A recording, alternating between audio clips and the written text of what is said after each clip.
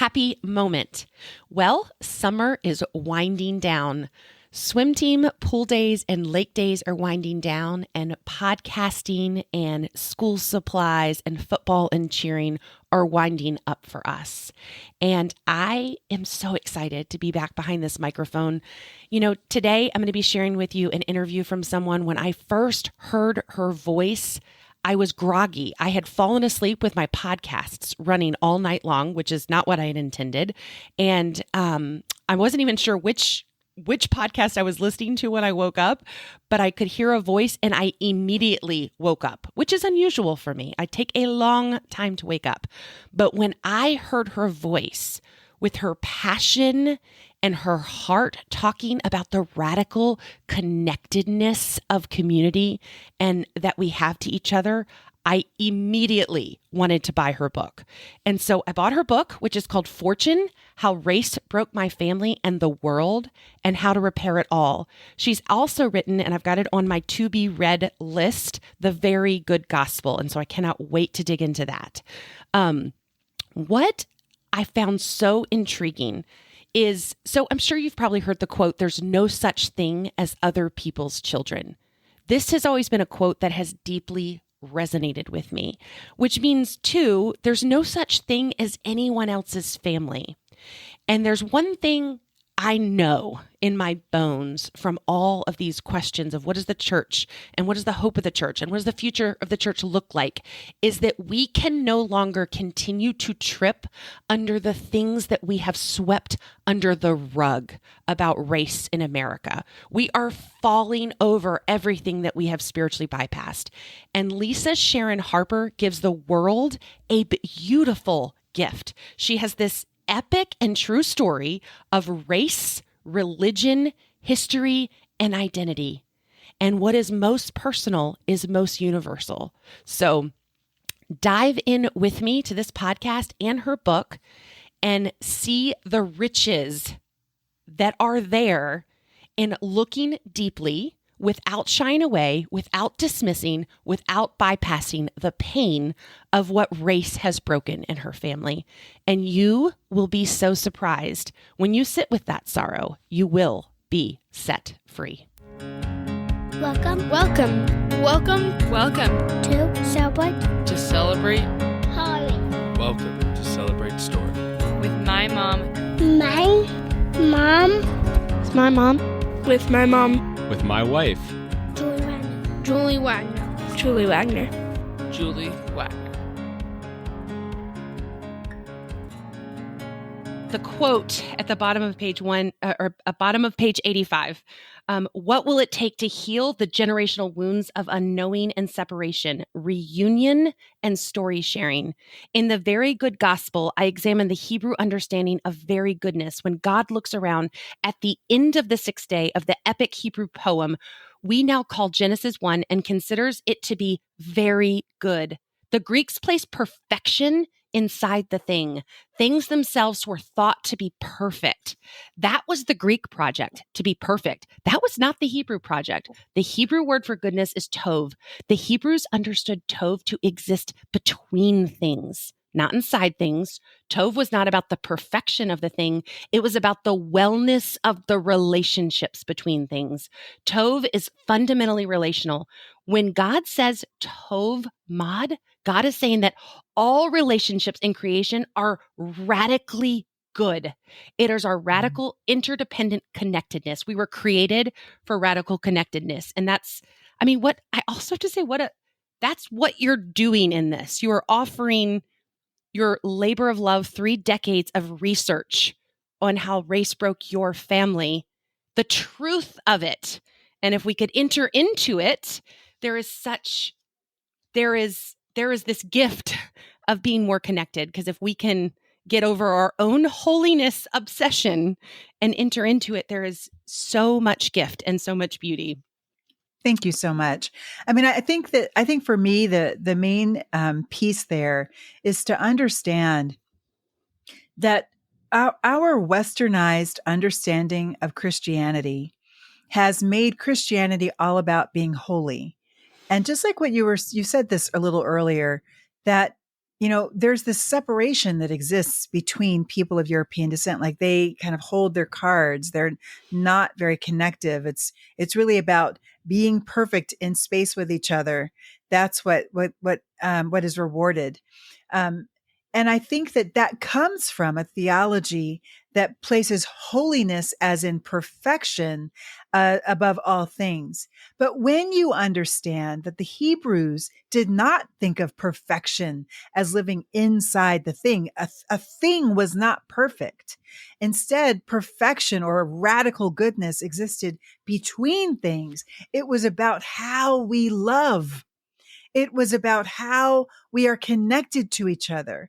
Then you understand that when God said, this is what I call very good. This is what I call radically good. What God is actually talking about is the relationships between all created things, the relationship between genders, the relationship between us and the rest of creation, the relationship between all of creation and creator, and the systems that govern us, so that all works to bless all, just like it does on that first page of the Bible. So when we have a theology that centers holiness, then it's all about us. It becomes all about whether or not I get to go to heaven and how perfect and holy am I. And doesn't that has nothing to say.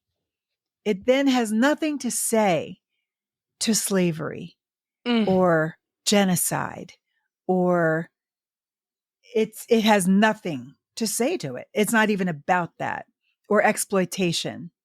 So somebody can go and do that and still have missionaries, which is exactly the case that Southern Baptists made, right? Southern Baptists became a denomination arguing that point, that we can have missionaries and still own slaves, because that has nothing to do with the gospel. Has nothing to do with it. Now, there's a problem. There's an issue when you can say that a faith that is born of a people that were serially enslaved, not the enslavers, the enslaved and serially colonized, has nothing to say about being enslaved or being colonized. There's a problem when you think that that's what your text has to say. That you don't think your faith has anything to say. And that is actually the problem of what some people have called, what do they call it? White man's religion. They'll call it the slaveholder religion. There's a whole book actually called Slaveholder Religion. That is slaveholder religion. But it's not Jesus. It's not brown Jesus whose people were serially colonized and serially enslaved. That's not when he comes out and the very first time he ever gives a speech, he opens up the scripture in Luke 4 and fingers back to Isaiah 61 and reads from there. And he says, this is why I've come. And why has he come?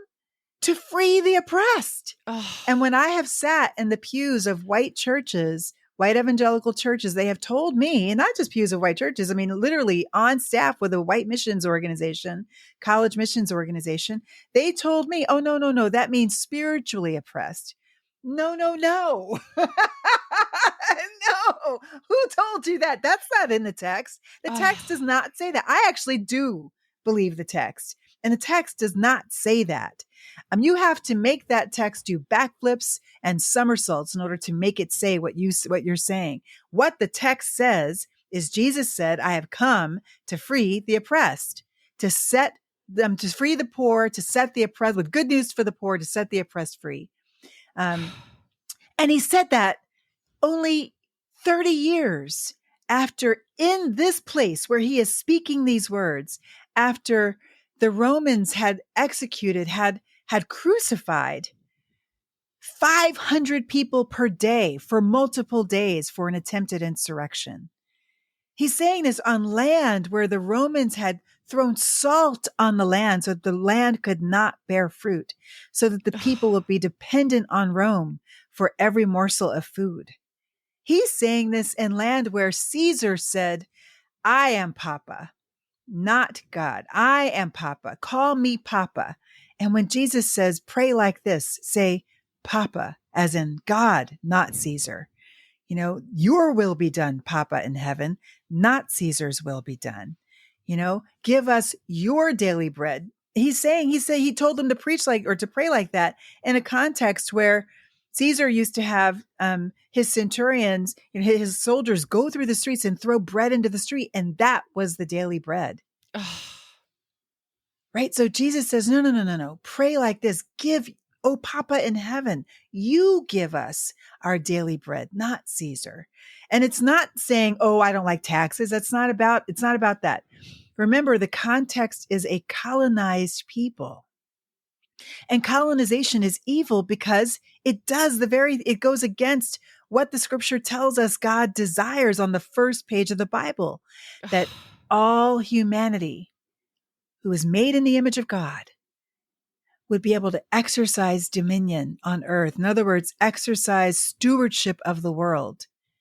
Colonization hinders the capacity of people groups to steward their own land, their own bodies, their own families. That is so good and so helpful. All this research and love and passion in your faith just come pouring out, and which is exactly why I cannot wait. I have twins that are going into 10th grade, and it's like, oh, wow. I cannot wait for them to dig into this, because the story of one person's family touches us all. And I'm so excited about that. I want to hit on another, because of course it was hard because of my own holiness obsession that I'm still working through, like to read the horrors of how race broke your family, the horrors of rape and dehumanization. Like there are no words for the horrors. And it is so sobering and so helpful to see that this is what we need to look at, because it feels like, if I really, just what you were talking about, it's like, I'm asking, will the real gospel please stand up? And so unless I ask who we are and take a look, and I'm sure God is opening up stories in a million different ways to see that, but it's like, this is one way to dig deep and to see that. I think that it's also important to understand, if we want to fix it, right? If we actually want a world that is well, don't we all want that? I mean, really, don't we all just really long for a world that is well? I mean, I think that when people have answered polls, pollsters will ask people in America, do you long for the 1950s?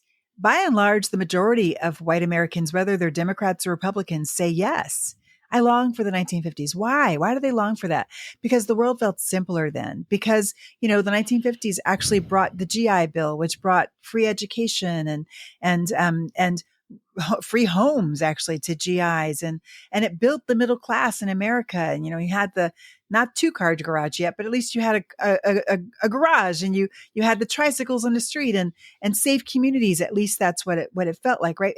And the gender roles were clear, and men could feel like they were the man of the house, and the women knew their place. And, all of these things felt so clear. But the problem with that is that you look on the flip side in that same poll, and there are very, very few people of color who actually answer yes in the affirmative, that they long for the 1950s. Why? Because in the 1950s, that's Emmett Till. Like, if in the 1950s, that's the bus boycott down in Montgomery. The 1950s, that's lynchings. That's Brown versus the Board of Education at the very beginning of that whole struggle. So that was a good thing, but that even took a struggle, right? Yes. So why is it not possible for us to long for and reach for a world where we all of us get to have safety and enough? Yes. We can, but we can't get there until we understand what broke the world and how. Yes. And that's why we do this. That's why I did the work that I did to research my family, because it turns out my family was a part of it. Family. I mean, experienced it. and I mean, way back in the day with the very first race laws, which, by the way, were also the very first gender-based laws in America on this soil, and the first citizenship laws. So in that one law in 1662, Virginia, you had the intersection of all three of those bodies of law. And and why were they established? They were established in that very law to create, protect, and entrench the unbreakable supremacy of white men. And I really valued in your book how you gave this picture, I will love the striking image of Emmett's mother opening up that casket. That really hit deep. Like, it's so easy if I'm the one who's done the wrong to close the caskets on my sins. Yes. And it is so easy to want to move forward. And I want to demand all the people I have wronged to close the casket. And for her courage to open that casket and have us look like the way I didn't know you schooled me in so many ways. And it's like that we need to follow her lead. We need to open the casket and look at the pain. And it's like, it's so interesting to me how connected that is into my own journey of like, to me, that helped me see like, what is the actual church and what is the business of church? Can you look at the pain without shying, numbing, dismissing, bypassing, or sweeping it under the rug and going on to your business?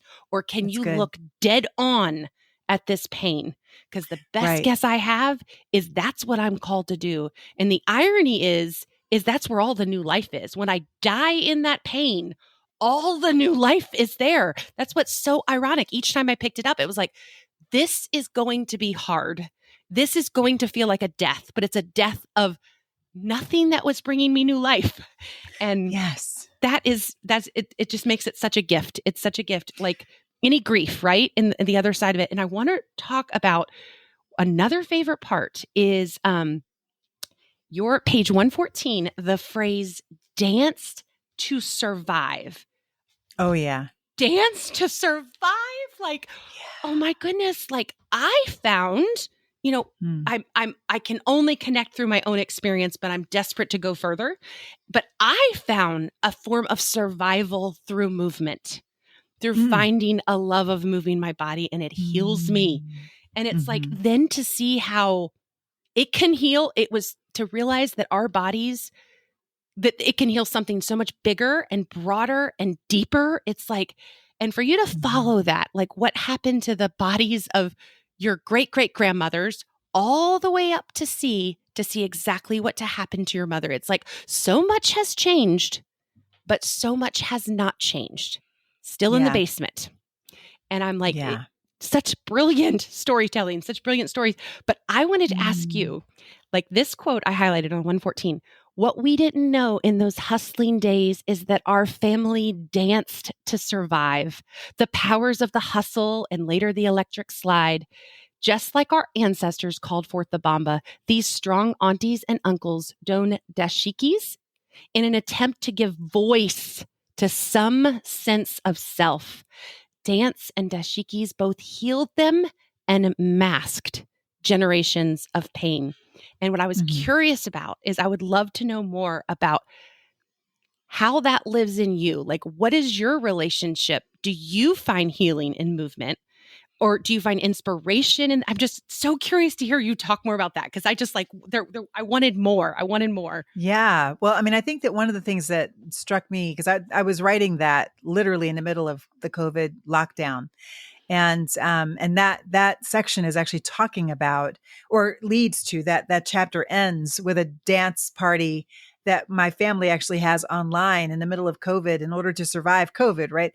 But I think that in the midst of that COVID lockdown, one of the things that I did was I decided, okay, I'm going to use this opportunity for my own healing, and I'm going to get therapy in these different. And I decided I want somatic therapy. I want the kind of therapy that actually teaches my body or first of all, reconnects me, because connection is what God calls very good, reconnects me to my body.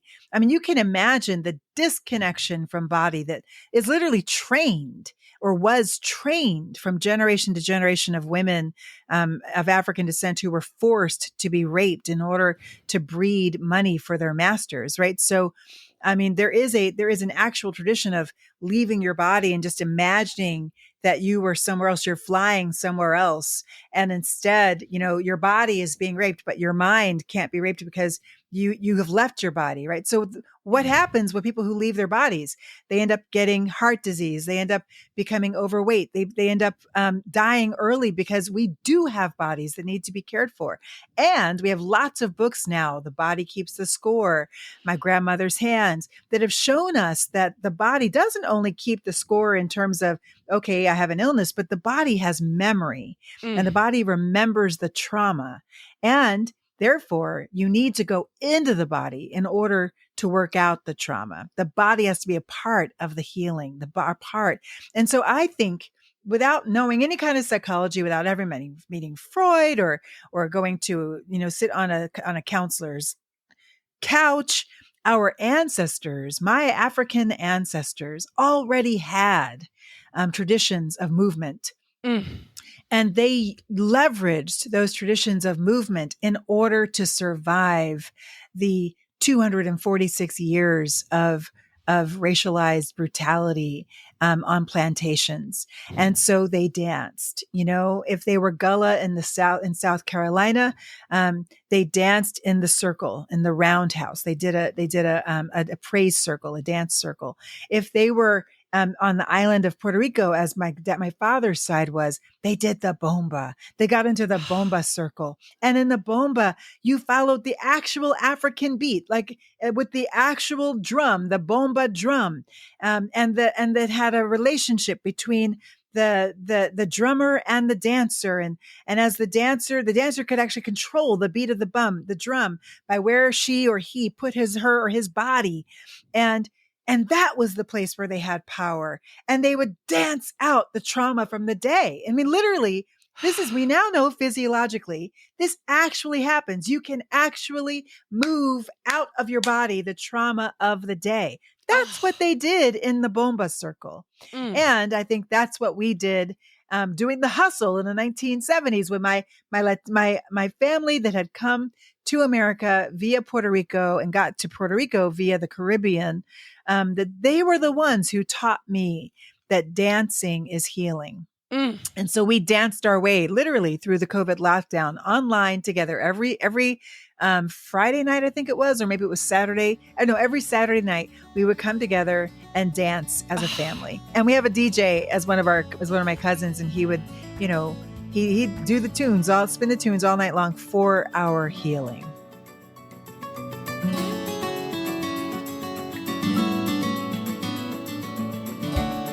This is so cool. We too, during COVID, had a dance party. My oldest had us wait upstairs, and he and the other teens decorated the whole basement, even took lights and put colored construction paper over the lights. And we came down and had to check into this club, and we all danced, and it was so fun. It really is amazing to me what in an embodied healing experience dancing in a group can be. Ugh.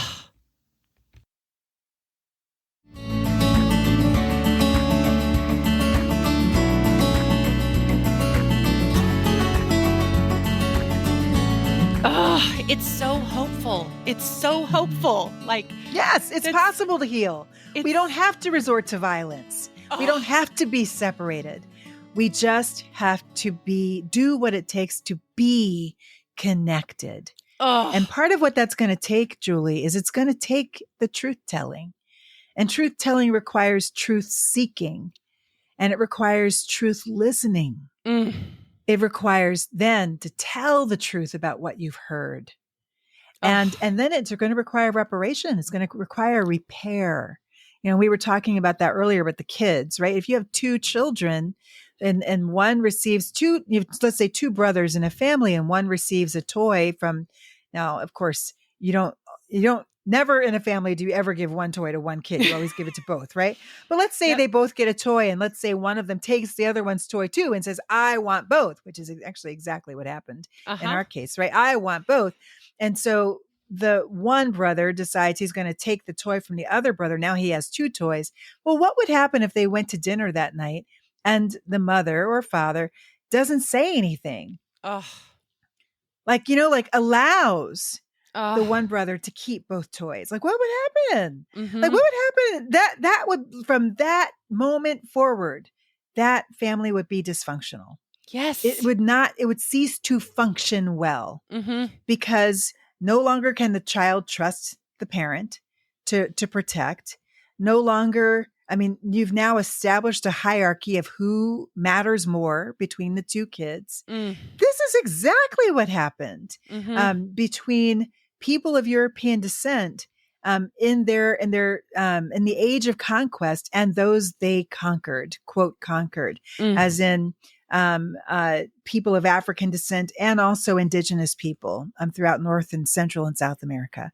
And so, you have this moment where, we're both sitting at the table now, and my European brother has stolen our toys. And the question is, will any parent make them give it back? And I don't think God is the parent in this equation. I think we live in a democracy, and in a democracy, we are all the parents. We are the ones who create the laws. We are the ones who vote for the way that we will live together in the world. And it's through our votes that we decide whether or not these toys will have to be given back, and we'll have equal relationships between all here. And up to this point, people of African descent are the only ones in American history that have never gotten reparations on a federal level for the things that were done to us, for the oppressions that we suffered. Only ones. Why is that okay? It's not. It's not okay. We would never dream of, I have 6 boys. And if that happened, I would never, ever dream of, let's not talk about it. Let's not discuss it. It was in the past. Let's get over it. That would be deeply cruel. And that would be over a toy. And this is over bodies, rape, and dignity, and like robbing people of place. I love how you followed the place in the story. And now you're living, if I understand right, you're now living 1 block from where my mom grew up, where my grandmother and grandfather lived, and where 2 separate great-grandparents lived, all for over 70 years. Basically throughout the 20th century, they were here 1 block away in South Philadelphia. And I moved back here about almost 2 years ago now, about a little over a year and a half.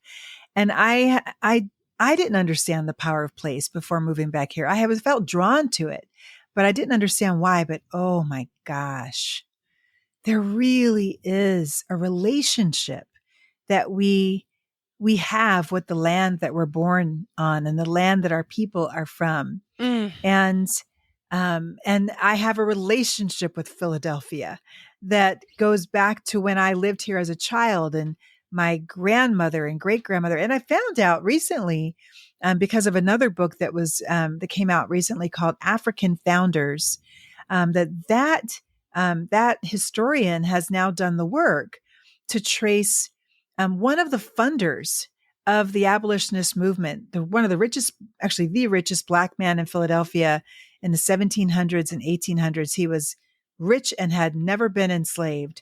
And a Revolutionary War hero, James Forten, that this historian has connected James Forten to Fortune Game McGee. And I'm like, what? So I didn't know. And it turns out James Forten lived less than a mile from where I'm sitting right now. And he too was family, like way back, and was a part of the abolitionist movement. And his his wife and daughters were a part of the women's empowerment movement in the 1830s. You know what I mean? So again, we have relationship with land. And when I moved back here, there was a sense of, I don't know exactly how to put it. I think of it physically. It's like fingers coming together, like kismet. It's all coming together. There's a reconnection to self that happened. That's so beautiful and so powerful because we've gotten so disconnected from the ground, from the soil, from even how things grow, and to get connected to that is so beautiful, and to see how it was so mysterious. Yes, and the land itself tells a story. The land tells the story of what happened here.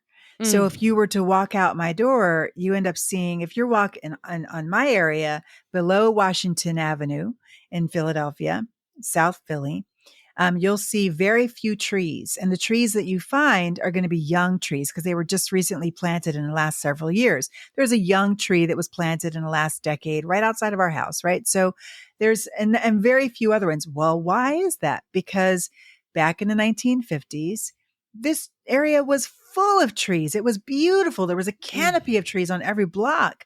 And then there wasn't. The city just literally came in and took all the trees away in South Philadelphia. They just cut them all down. My mom had a relationship with the tree across the street from her. She would literally go out to that tree every night, have a little conversation with it.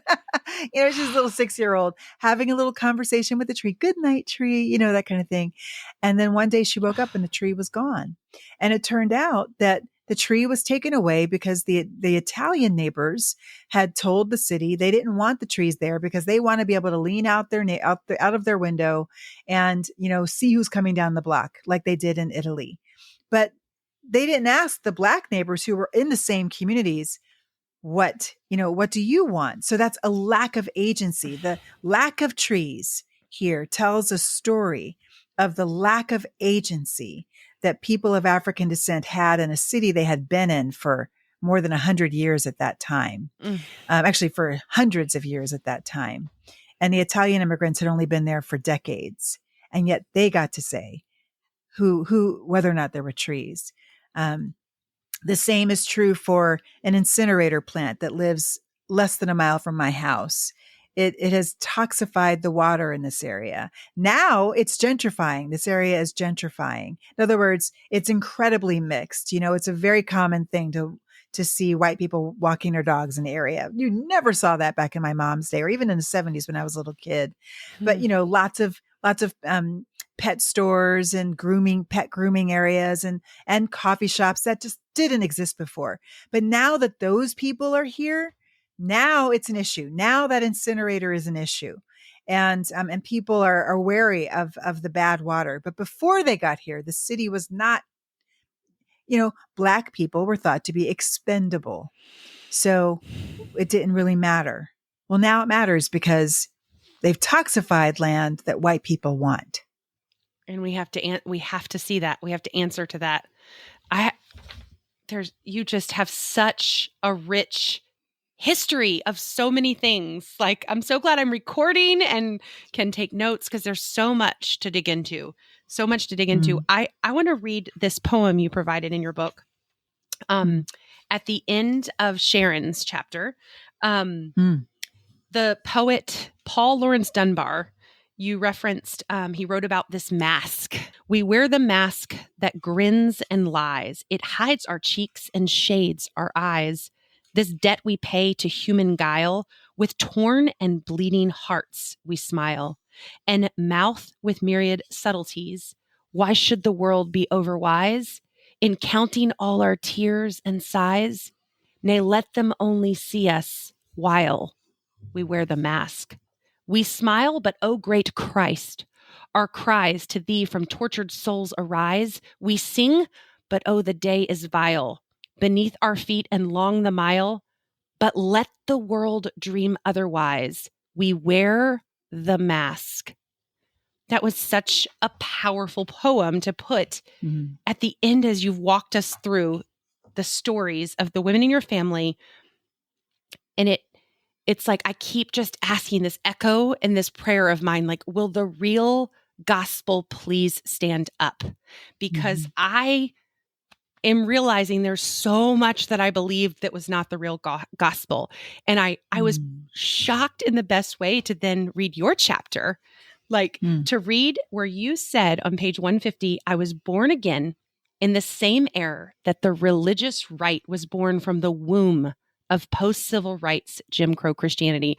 And I would love, if you have time in our closing, I would love for you to share with our listeners like that change, because I think that's so powerful that you'd had that, like, to see the like background history that was in your body, what happened to your ancestors, but then to see you fighting your mom about this issue was like mind blowing, like to see where you were and then to see the facts and the lies. I also was exposed to the silent scream. I had no idea about the prefrontal cortex. And I too have changed camps on that issue. I don't want it to be a camp, but if I have to pick one.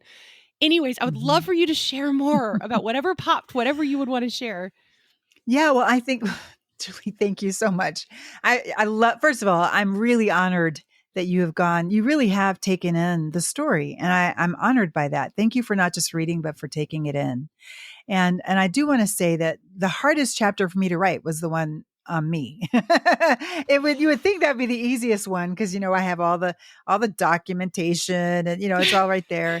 But no, it was the hardest one because, your whole life story. So what's going to be the through line is the question, and where are you going to start the story? And one of the things that was clear to me is, for me, the intersection with the breaking of the breaking of humanity that racial hierarchy did. It happened. My clearest intersection with it was in my foray into white evangelicalism. And when I went down the aisle and gave my life to Jesus at a Sunday evening camp church meeting in Irma, Cape May, New Jersey, and I was the only Black person within a 5-mile radius of that space, maybe except for my own family that lived around the corner. I didn't know. I didn't know what I was joining into at the time. I had no idea that I was joining into this massive history. I had watched Roots, so I knew enough about enough that I knew that Black folks struggled, but I hadn't made the connection at all to my own family's part of that struggle. And so I went down, and I didn't know anything about the connection of the current political environment and any connection to civil rights or slavery, anything like that. I didn't know that the very people who created the religious right were the exact same people who were fighting for segregation in the 60s. I mean, I didn't know that. That blew my mind too. I don't care how many times I hear that. It absolutely blows my mind. Yes, it blew my mind too. Like, I didn't know that that Falwell had spent the 70s trying to protect white pure space at Bob Jones University. I didn't know that.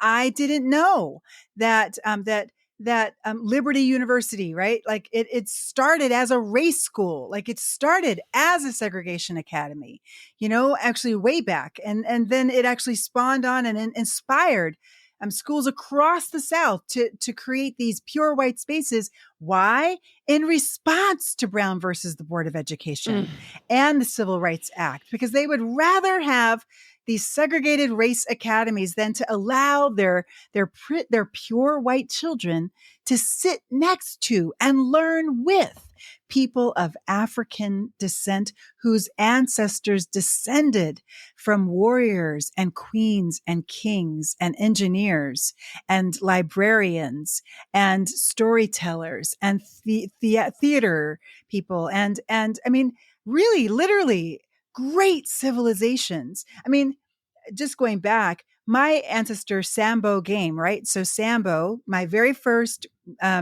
African ancestor on this land that we've been able to trace back to was brought here in 1686.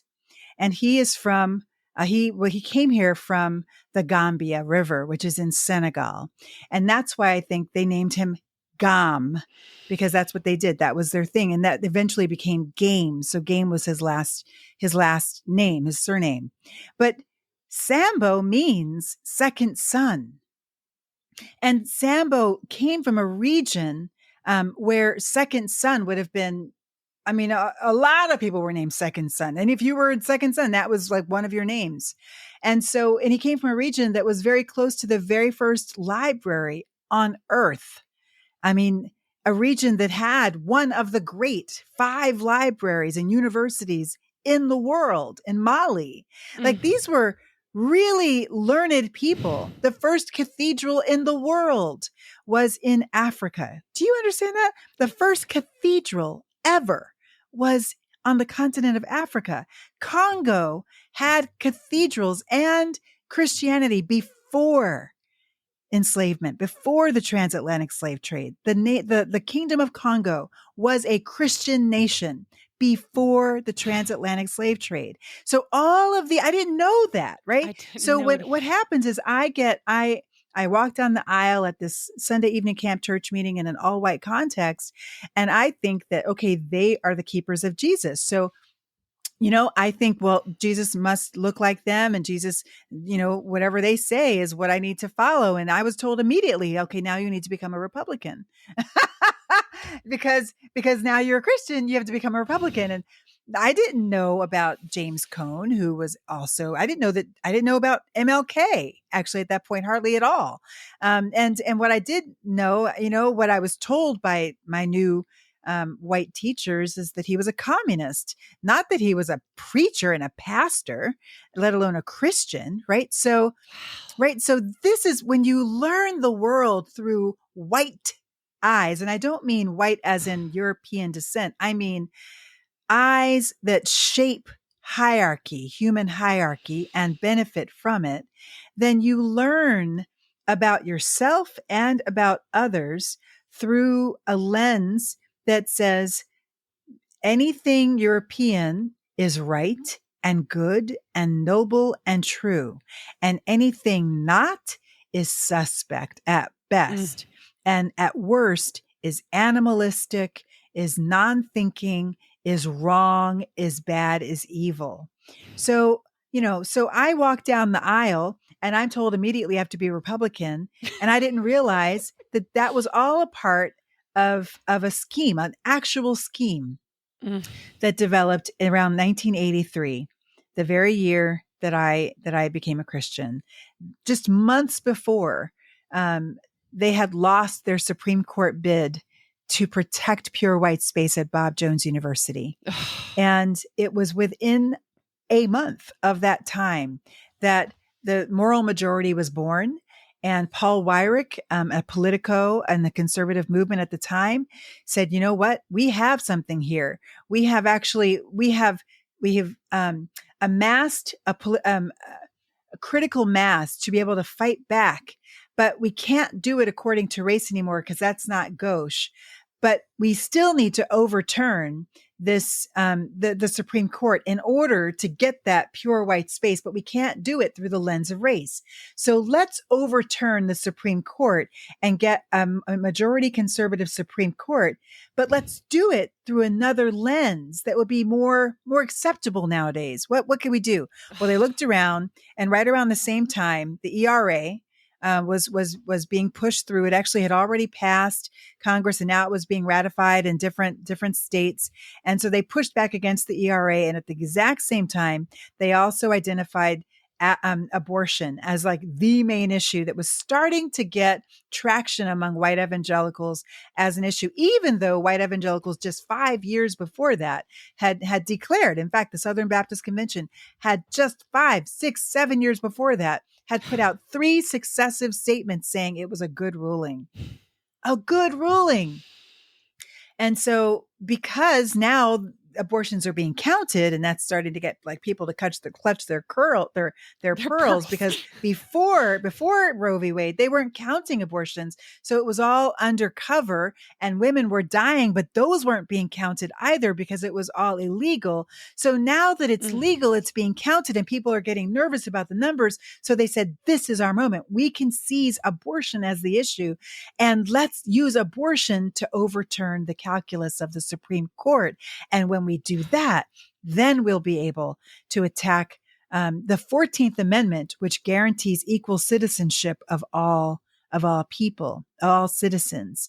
And when you attack the 14th Amendment, that's when you also attack the Civil Rights Movement. You attack the Civil Rights Act. When you attack the Civil Rights Act, you attack Brown versus the Board of Education.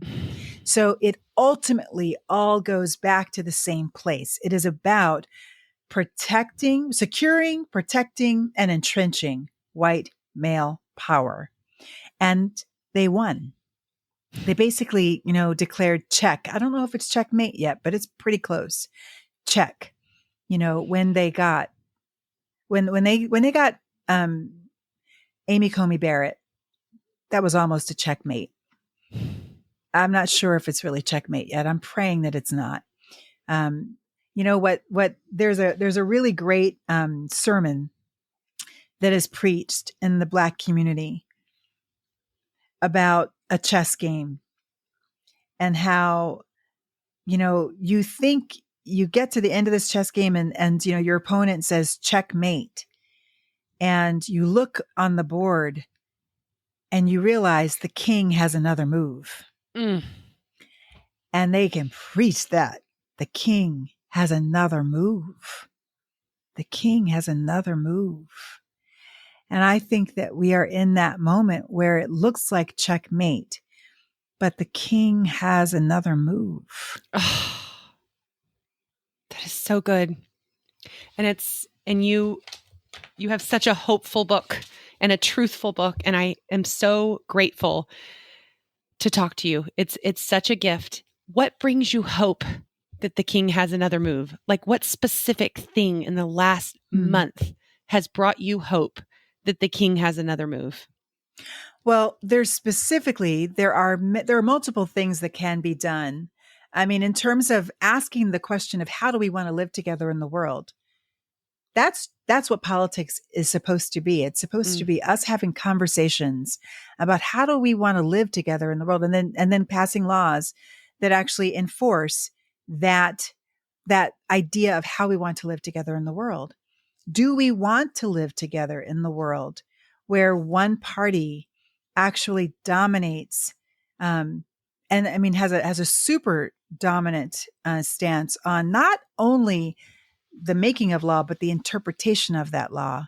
And it's not even one party. I would be okay if it was one party, but it's actually at this moment, an undemocratic party. It's a party that doesn't believe in democracy. It's a party that is grabbing at power at all costs. And so if our way that we choose to live in the world is the way of grabbing power at all costs, even at the expense of democracy, then as a nation, we're actually choosing to kill democracy, to kill our nation, to kill this great experiment that has so much more potential. So I have hope, Julie, because I know the struggle of my ancestors. I have hope because I know that Fortune and Leah and Henry could never have imagined a day when enslavement wouldn't have been the norm or indenture wouldn't have been the norm. They couldn't have imagined that. And yet Leah saw the day come. Leah saw the day. She lived through the change. She saw the end of slavery. She saw it. She saw the passage of the 13th and 14th and 15th Amendment. She lived in that time. And so I know that on the very first page of the Bible, when God says, "Let there be light," that is actually God limiting the darkness, limiting the place, the domain of the unknown, the domain of the place where evil things are done, the place of the things that are most fearful, and the place of oppression. That God limits the darkness on the first page of the Bible. That's just what our God does, and we've seen God do that. We've seen God limit the darkness, even of the Holocaust. We've seen God limit the darkness in the struggles of the civil rights movement. And, Bloody Sunday didn't just happen and then nothing happened after it.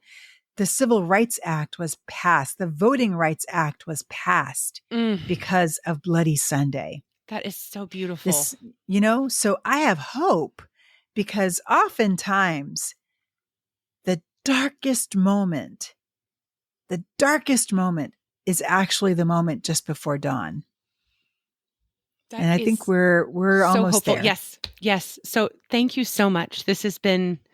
It is so beautiful to hear your passion and your heart and your story, and to hear we started off this conversation of like you went on this 3 decades of research of who am I and where do I come from, and we end and you're telling me a place you find hope because you have poured love into your research and your pursuit of truth, and that has brought you hope. That's going to blow my mind. Like I need a long walk to process that you've received hope from digging deeply into all that. And it touches me that you said, it's easier to write all those chapters on your ancestors, but then it was hard to write your own. I felt comforted because I'm like, it is harder for me to mind the universe that is inside of me than any other universe. So thank you. Thank you for your time.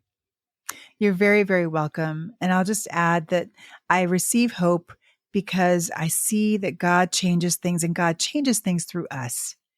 That we have the ability to exercise agency and to build another way of being together in the world. We have choice. That gives me hope. Oh,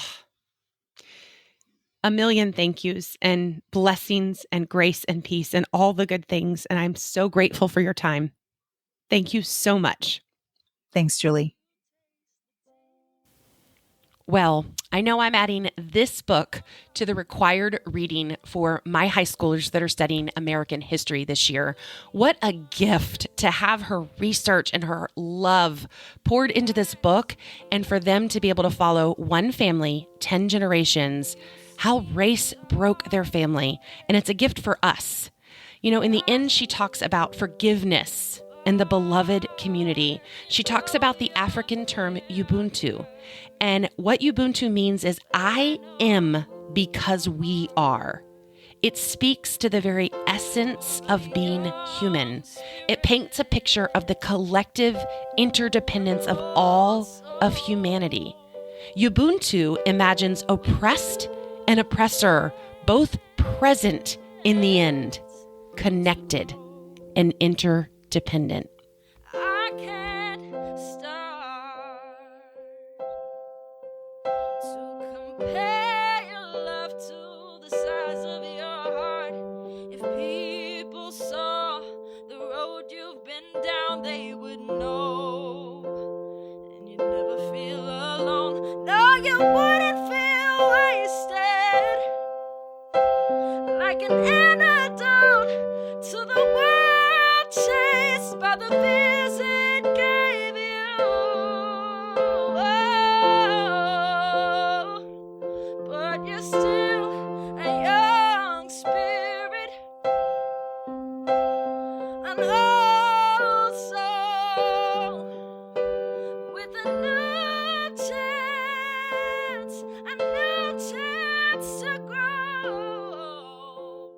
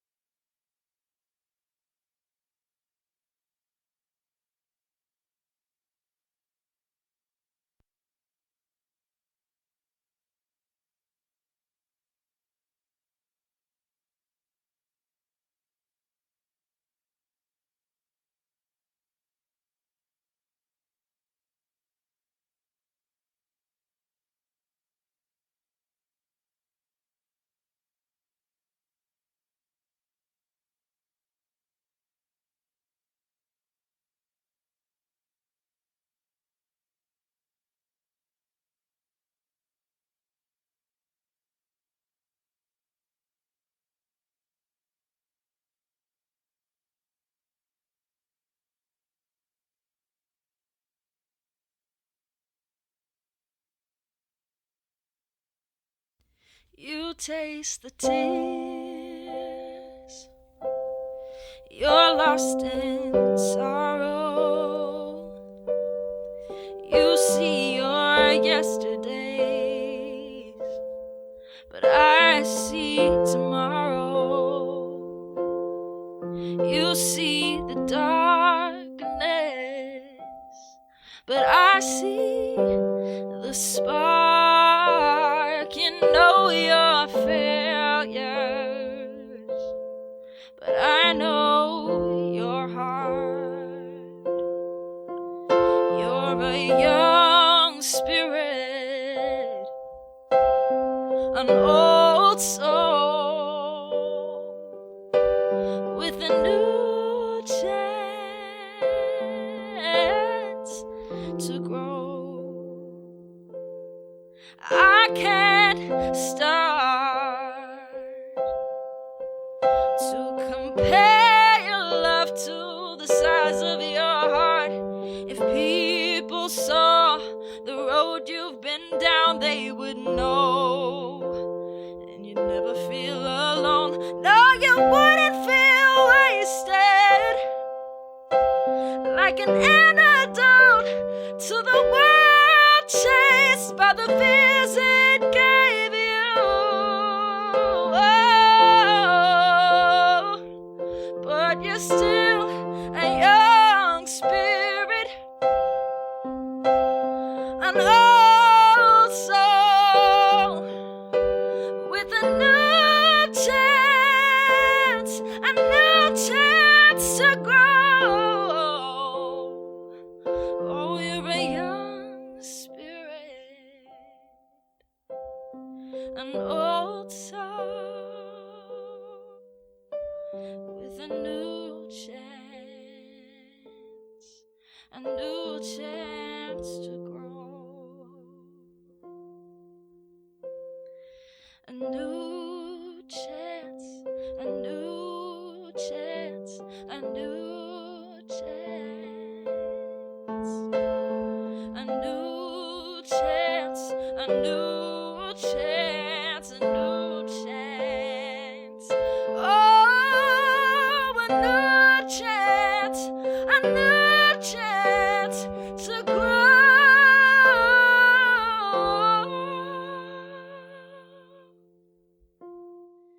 A